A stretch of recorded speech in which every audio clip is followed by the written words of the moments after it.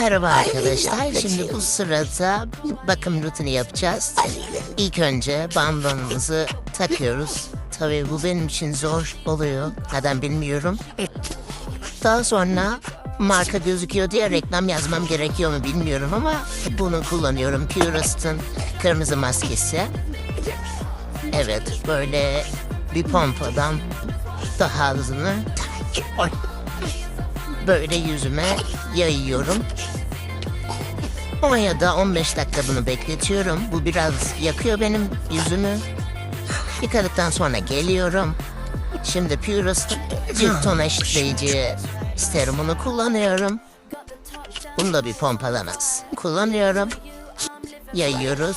Şimdi Facelab yine leke karşıtı kullanıyorum. Son olarak da tonik ve nemlendirici.